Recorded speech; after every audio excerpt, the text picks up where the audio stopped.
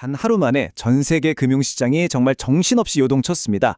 미국에서 시작해서 아시아까지 거대한 기술 열풍이 부는가 하면 통화전쟁이 벌어지기도 했죠. 오늘 이 네 가지 이야기를 통해서 세계 경제의 큰 그림을 한번 제대로 읽어보겠습니다. 자, 우선 시장의 열기를 숫자로 한번 확인해 볼까요?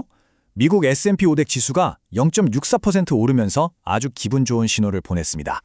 그리고 이 뜨거운 분위기는 그대로 아시아로 넘어왔죠. 일본 니케이 지수는요, 무려 1.81%나 급등하면서 훨씬 더 뜨거운 반응을 보여줬습니다. 여기서 한국의 코스피는 한 발 더 나아갔습니다. 2.12%라는 정말 강력한 상승세로 4,100선을 뚫어버리는 기염을 토했습니다. 중국 상하이 종합지수 역시 0.69% 오르면서 이 흐름에 합류했고요. 아니 도대체 무슨 힘이 있었길래 전 세계 시장이 이렇게 동시에 들썩였을까요? 그 중심에는 바로 AI가 있었습니다. 네, 정답은 AI였습니다. 미국에서 시작된 기술주 랠리가 아시아까지 그야말로 휩쓴 건데요. 반도체 회사 마이크론이 모두의 예상을 뛰어넘는 실적을 발표했죠. 엔비디아가 새로운 칩 공급 계획을 내놨죠. 심지어 구글의 모회사인 알파벳은 데이터 센터 전기를 대려고 클린에너지 회사를 인수했다는 소식까지 나왔습니다. 그러니까 모든 뉴스가 AI라는 단 하나의 키워드로 모이고 있었던 겁니다. 그런데 말이죠. 모든 투자자가 이렇게 AI 축배를 들고 있는 동안 외환 시장에서는 정말 완전히 다른 이야기가 펼쳐지고 있었습니다. 특히 일본에서 시작된 폭풍이었죠. 자, 여기서 정말 흥미로운, 어떻게 보면 경제 상식하고는 좀 반대되는 일이 벌어집니다.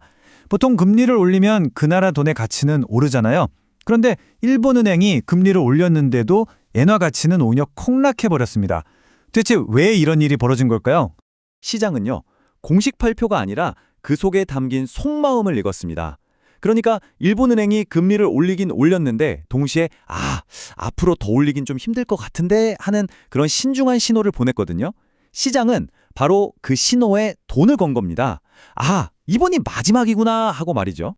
그 결과는요? 보시는 것처럼 엔화 가치가 그냥 속수무책으로 무너져 버렸습니다. 달러당 157엔을 넘어섰는데 이건 정말 일본 경제에는 엄청난 부담이 되는 숫자거든요.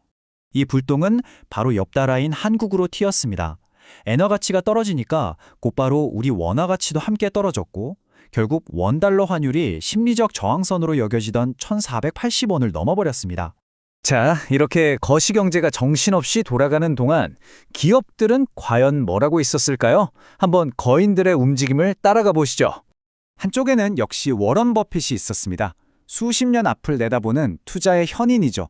시장의 단기적인 소음 같은 건 신경 안 쓰고 앞으로 꾸준히 돈을 벌어다 줄 두 곳에 대한 믿음을 이야기했습니다. 그런데 바로 그 시각, 다른 한쪽에선 시장을 그냥 단숨에 뒤흔들어 버릴 만한 초대형 인수합병 루머가 터져 나온 겁니다. 버핏의 그 긴 호흡과는 완전 정반대죠. 미디어 업계의 판도를 그냥 하루아침에 바꾸려는 시도였습니다. 자, 그럼 한국 증시는 누가 이렇게 끌어올렸을까요? 차트를 보시면 바로 답이 나오죠. 주인공은 외국인과 기관 투자자들이었습니다. 이 둘이 합쳐서 무려 2조 6천억 원이 넘는 돈을 쏟아부은 겁니다. 이렇게 시장에 돈이 막 몰리니까 새로 상장하는 주식에 대한 기대감도 엄청났겠죠? 대표적인 예가 바로 삼진식품인데 상장 첫날에 공모가의 2배를 훌쩍 넘겨버렸습니다. 이걸 우리 시장에선 따블 났다 이렇게 부르죠. 대성공이었습니다.